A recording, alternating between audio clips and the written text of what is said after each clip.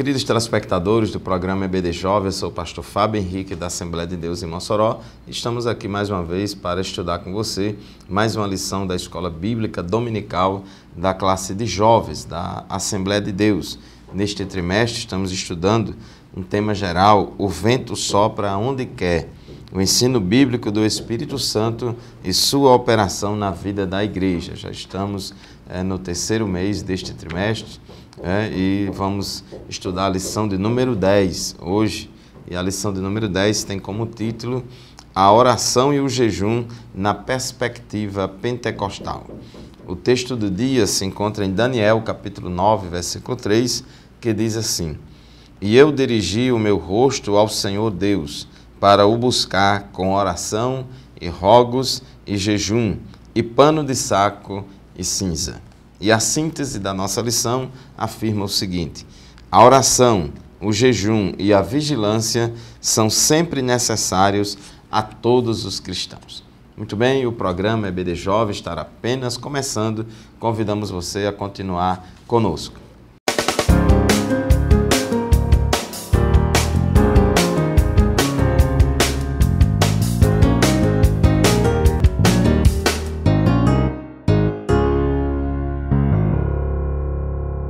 Amados irmãos e irmãs, telespectadores do programa EBD Jovem, estamos aqui para estudar com vocês mais uma lição deste trimestre, a lição de número 10, a oração e o jejum na perspectiva pentecostal. Então hoje vamos estudar esse tema, oração, jejum e vigilância. Oração, jejum e vigilância, coisas que fazem parte do dia a dia, da vida, da prática e do ensinamento de nós pentecostais. O tópico 1 da nossa lição, o que a Bíblia fala a respeito da oração. Então esse tópico 1 fala várias coisas aqui a respeito da oração no Antigo Testamento, no Novo Testamento e também a oração na ótica de Jesus. Já desde o Antigo Testamento nós vemos que vários homens e mulheres de Deus se destacaram na oração. A Bíblia registra orações dessas pessoas. Por exemplo, nós vemos o patriarca Abraão, que intercedeu a Deus por Ló, e Deus deu vitória a Ló, libertando e livrando Ló e sua família ali da destruição de Sodoma. Vemos também Isaque, filho de Abraão, que também orou 20 anos até receber a promessa de Deus de ser pai. A sua esposa, Rebeca, ela não conseguia engravidar e tinha a promessa de Deus na vida deles. Eles oraram e aguardaram em Deus e Deus atendeu a oração de Isaque. Vemos também Ana, a mãe de Samuel. Ana era uma mulher estéril e que não conseguia engravidar e sofria muito com essa situação, mas ela foi à casa de Deus, foi ao tabernáculo, orou a Deus, se derramou na presença de Deus e pediu a Deus um filho, e Deus atendeu a oração de Ana, e dando a ela um filho, e este filho foi o Samuel. Então, vemos pessoas orando a Deus, conversando com Deus e Deus respondendo oração. Até mesmo Sansão, mesmo depois de ter desobedecido, mesmo depois daquele envolvimento com Dalila, e por causa disso depois ele foi preso pelos filisteus, já estava cego e escravo pelos filisteus, mas no final da sua vida, antes de morrer, ele fez uma oração a Deus, pedindo a Deus forças para poder derrotar os filisteus, nem que fosse a última coisa que ele fizesse na vida dele. Deus deu forças para que Sansão derrotasse os filisteus. Até mesmo vemos que um rei ímpio chamado Manassés, embora Manassés fosse rei de Judá, fosse da descendência real, porém era um rei que foi muito mau, se desviou muito dos caminhos do Senhor, foi o pior rei lá de Judá e de Jerusalém, mas quando estava na sua situação de cativeiro, ele orou a Deus, ele buscou a Deus, se humilhou perante Deus por meio da oração. E o texto de 2 Crônicas, capítulo 33, versículos 12 e 13, diz que Manassés, angustiado, suplicou deveras ao Senhor seu Deus, e muito se humilhou perante o Deus de seus pais, e fez-lhe oração, e Deus se tornou favorável para com ele, atendeu-lhe a súplica e o fez voltar para Jerusalém, ao seu reino. Então reconheceu Manassés que o Senhor é Deus. Então, esses homens e mulheres de Deus aí no Antigo Testamento oraram ao Senhor e Deus atendeu a oração.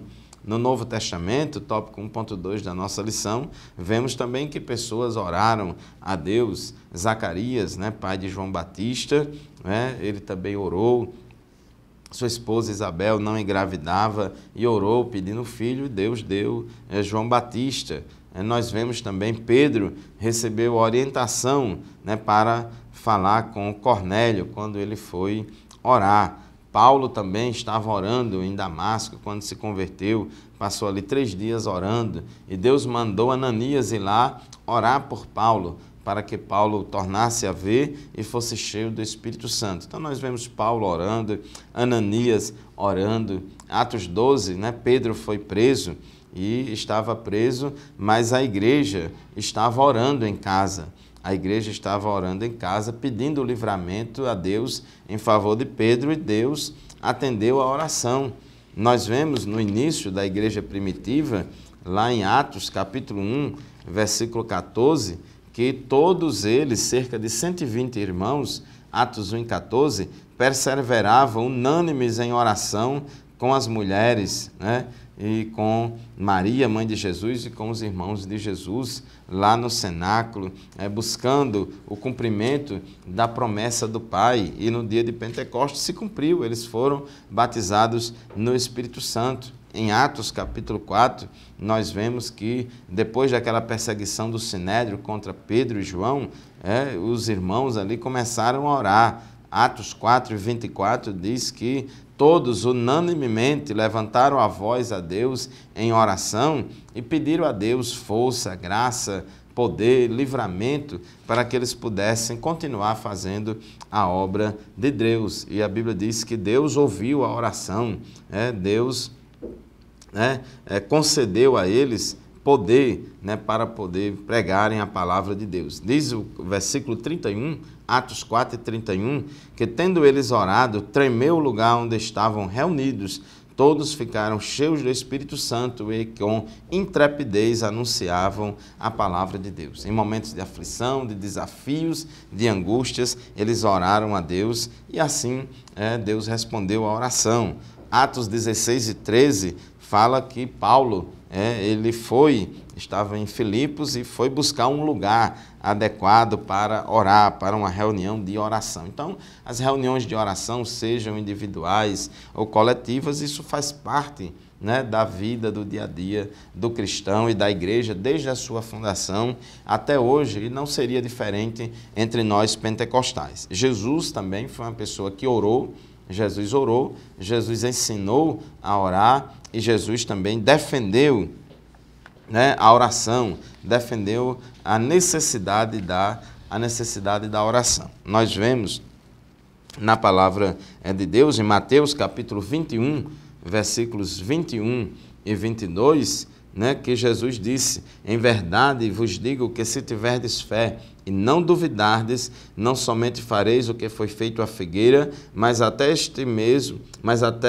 mesmo se a este monte disserdes, ergue-te e lança-te no mar, tal sucederá. E tudo quanto pedirdes em oração, crendo, recebereis. Então Jesus estimulou os seus discípulos a orarem e disse que se vocês orarem com fé, se vocês orarem crendo, assim Deus vai ouvir a oração de vocês e vão acontecer as coisas de acordo com a vontade de Deus e a oração da igreja. Muito bem, meus queridos irmãos e irmãs, vamos fazer um breve intervalo e já retornaremos para continuar o estudo da nossa lição. Fique conosco.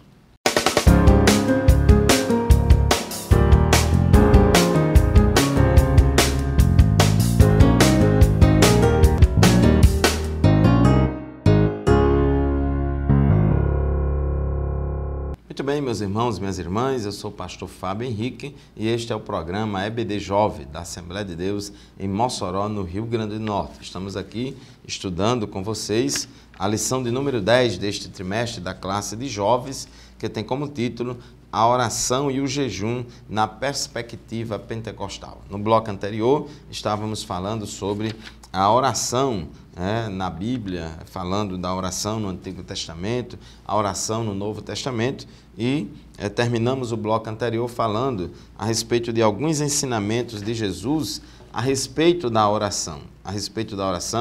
E lemos aqui em Mateus capítulo 21, versículos 21 e 22, Jesus ensinando que é importante ter fé na oração e que se a gente orar com fé, Deus vai atender a nossa oração. Jesus, em Lucas capítulo 11, versículos 9 a 11, Jesus também trouxe uma palavra interessante sobre a oração, uma palavra muito estimuladora. Lucas capítulo 11, versículos 9 a 13, diz assim: Por isso vos digo, pedi e dar-se-vos-á, buscai e achareis, batei e abrir-se-vos-á. Pois todo o que pede recebe, e o que busca encontra, e a quem bate abrir-se-lhe-á. Qual dentre vós é o pai que, se o filho lhe pedir pão, dará uma pedra? Ou se pedir peixe, lhe dará em lugar de peixe uma cobra? Ou se lhe pedir um ovo, lhe dará um escorpião? Ora, se vós, que sois maus, sabeis dar boas dádivas aos vossos filhos, quanto mais o Pai Celestial dará o Espírito Santo àqueles que lhe o pedirem.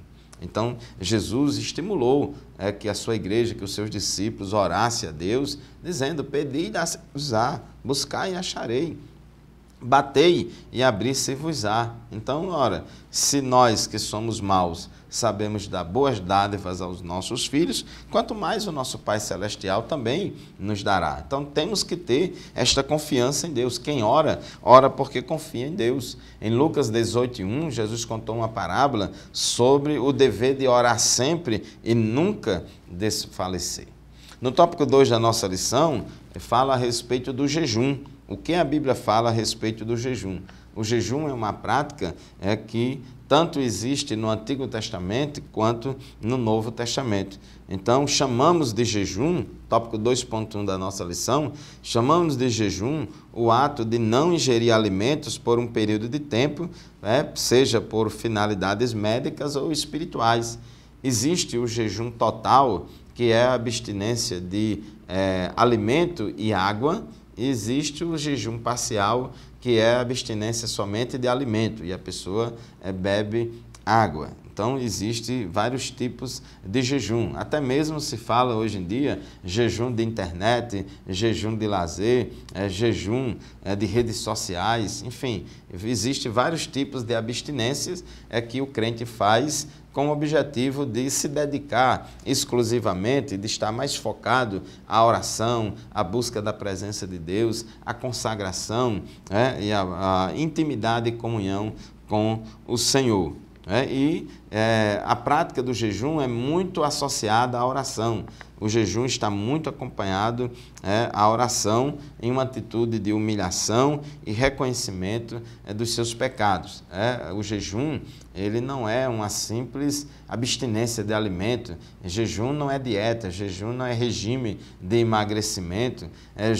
O objetivo do jejum não é sacrificar o corpo, maltratar o corpo, achando que com isso vai obter poder espiritual. Então, o jejum é uma atitude de humilhação, de submissão a Deus e de abstinência de coisas materiais para dedicação exclusiva e busca da presença e de Deus. Como também de humilhação. Nós vemos Neemias, ao ouvir as notícias de que Jerusalém estava destruída, ele orou e jejuou, lamentando pelos filhos de Israel terem pecado e trazido o julgamento divino. Vemos também Esdras jejuando, pedindo segurança para a sua viagem de retorno a Jerusalém. Então, o jejum sempre acompanhado à oração, como um sinal de penitência, como um sinal de humilhação na presença de Deus, como sinal de que a pessoa está naquele momento ali dedicado e concentrado à oração, à consagração e à busca da presença de Deus. Diz aqui o nosso comentarista, ainda no tópico 2.1, que o jejum é mais do que abster-se de alimentos. Ele requer que tenhamos atitudes de humildade, disposição de obedecer a Deus e praticar a justiça. Então, o profeta Isaías, no capítulo 58 de Isaías, versículos de 1 a 10, traz uma palavra muito interessante a respeito do jejum, porque aquele povo da época de Isaías, como diz Isaías, eles honravam a Deus com os lábios, mas o coração estava longe deles. Era um povo que tinha determinadas práticas e exercícios espirituais e rituais religiosos, mas o coração estava longe de Deus. Então Deus disse a eles, olha, eu não quero esse jejum. Vocês jejuam, se abstêm de alimentos, mas ficam desobedecendo a minha palavra. Então, Isaías 58, 5, ele disse, seria este o jejum que escolhi, que o homem um dia aflige a sua alma, incline a sua cabeça com junco e estenda debaixo de si pano de saco e cinza? Chamarias tu a isto jejum e de aceitável ao Senhor? Porventura não é este o jejum que escolhi, que solte as ligaduras da impiedade, desfaças as ataduras da servidão, deixes livres os oprimidos e despedace todo o jugo? Porventura não é também que repartas o teu pão com o faminto e recolhas em casa os pobres desabrigados, e se vires o nu, o cubras e não te escondas do teu semelhante? E aí por aí vai ele mostrando que é importante que o jejum seja acompanhado da obediência. No tópico 2.2, o jejum sob a ótica de Jesus, Jesus ensina que o jejum não deve ser uma prática para ser vista pelos homens. Na época lá de Jesus, os judeus praticavam o jejum como uma questão de marketing espiritual. Eles faziam jejum para serem vistos pelos homens. E Jesus falou assim, Mateus capítulo 6, versículos 16 a 18. Quando jejuardes, não vos mostreis contristados como os hipócritas, porque desfiguram o rosto com o fim de parecer aos homens que jejuam. Em verdade vos digo que eles já receberam a recompensa. Tu, porém, quando jejuares, unge a cabeça e lava o rosto, com o fim de não parecer aos homens que jejuas, e sim ao teu Pai em secreto, e teu Pai que vem em secreto te recompensará. Então Jesus, ele condenou essa prática de jejum para aparecer, para ser visto pelos homens e não como um verdadeiro jejum que é traduzido em piedade e em consagração a Deus. Muito bem, vamos encerrar mais este bloco, faremos uma breve pausa e já retornaremos para continuar o assunto da nossa lição. Fique conosco.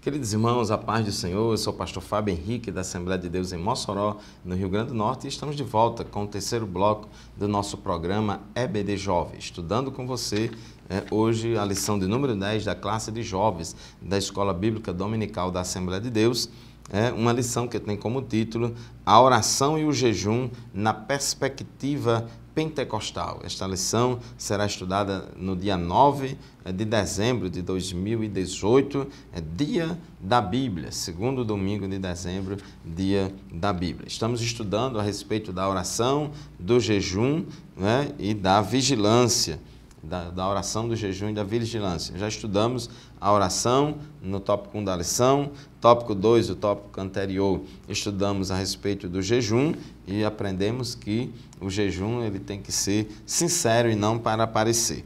No tópico 3 da nossa lição, que fala sobre a oração e a vigilância, diz aqui o nosso comentarista no tópico 3.1, a oração na vida pessoal e congregacional. A oração para o crente não deve ser opcional, mas uma necessidade. A pessoa dirige-se a Deus para se comunicar com Ele e buscar a sua ajuda por meio de palavras ou pensamento. Então é importante a gente entender isso. Oração é uma necessidade do crente. Oração é comunicação com Deus, é falar com Deus. Oração não é ficar repetindo palavras. Jesus falou, quando vocês orarem, não useis de vãs repetições, como os gentios que pensam que por muito falar serão ouvidos. Mas oração é comunicação com Deus, é uma via de mão dupla, falamos com Deus, Deus fala conosco, e na oração vamos falar o quê? A gente fala aquilo que no momento a nossa alma, o nosso espírito deseja falar. A gente agradece a Deus, a gente adora a Deus, a gente exalta a Deus, a gente intercede a Deus em favor dos outros, a gente pede a Deus em nosso favor, em favor da igreja, em favor dos irmãos, enfim, são várias coisas importantes na nossa oração. Então, orar é se comunicar com Deus, e nós pentecostais somos conhecidos pelas reuniões de oração que costumam fazer. Toda a história da igreja tem provado e mostrado que a operação do Espírito Santo, o batismo no Espírito Santo e os dons espirituais, eles se manifestam numa igreja que ora, dentro de um clima de oração, um clima de busca da presença de Deus, de renovação espiritual, de avivamento. É nesse cenário, nesse contexto em que o Espírito Santo trabalha e opera na igreja. Então, a igreja pentecostal, ela cresceu, o movimento pentecostal cresceu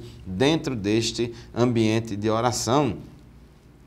Seja individual, seja coletivo, as reuniões de oração, os cultos de oração, os círculos de oração, e isso é o que nós também aprendemos com a Bíblia, aprendemos com a palavra de Deus. A gente vê, por exemplo, lá em Atos dos Apóstolos, capítulo 13, versículo 3, então jejuando e orando e impondo sobre eles as mãos, os despediram. Oração e jejum, isso fazia parte da rotina da igreja. Atos capítulo 14, versículo 23, nós vemos também, e promovendo-lhes em cada igreja a eleição de presbíteros, depois de orar com jejuns, os encomendaram ao Senhor em quem havia crido. Então, orando com jejuns, então sempre era comum, Tiago falou, Tiago 5,16, orai uns pelos outros. Então, a oração faz parte da rotina e da vida da igreja. No tópico 2.2, vigiando em todo tempo. A oração e a vigilância sempre estão acompanhados. Jesus ensinou em Mateus capítulo 26, Mateus capítulo 26, versículo 41, Jesus disse assim, vigiai e orai, para que não entreis em tentação. O espírito, na verdade, está pronto, mas a carne é fraca. Tem crente que só faz orar, mas não vigia. E outros são muito bons em vigiar, mas não ora. Mas não é assim. A Bíblia recomenda as duas coisas, a oração e a vigilância, estando sempre acompanhados. Paulo também ensinou isso na batalha espiritual, Efésios capítulo 6, versículo 18, ele falou também da associação entre vigilância e oração, como armadura espiritual importante para a nossa vida. Apóstolo Pedro também, ele chama a atenção da oração, da vigilância. Ele dá um enfoque muito grande na questão da sobriedade, da vigilância, mostrando que é preciso que o crente esteja atento a todos os momentos e circunstâncias da vida. Em 1 Pedro, capítulo 4, versículo 7, apóstolo Pedro, ele ensina assim, ora, o fim de todas as coisas está próximo. Sede, portanto, criteriosos e sóbrios, bem das vossas orações. Criteriosos e sóbrios, a bem das vossas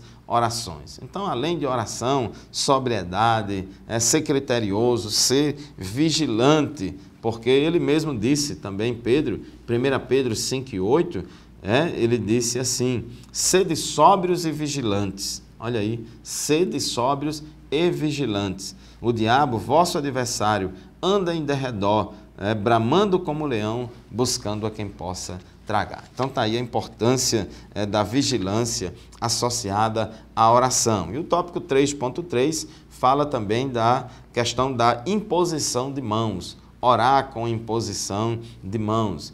Não é um mandamento que toda oração tem que ser com imposição de mãos, mas nós vemos na Bíblia orações com imposições de mãos. Jesus mesmo, em Marcos 10:6, ele abençoou as crianças, impondo as mãos sobre elas. Ananias, quando foi orar por Paulo, para que Paulo voltasse a enxergar e fosse cheio do Espírito Santo, orou por Paulo com imposição de mãos. Paulo impôs as mãos sobre os efésios para que eles fossem batizados no Espírito Santo, está lá em Atos capítulo 19, versículos de 1 a 6. Também podemos orar com imposição de mãos, não existe uma fórmula única que é correta que a gente deve orar. Então podemos orar em pé, podemos orar de joelhos, podemos orar sentado, deitado, andando, parado, com imposição de mãos, sem imposição de mãos. Então existem várias formas, como também vários tipos de jejum.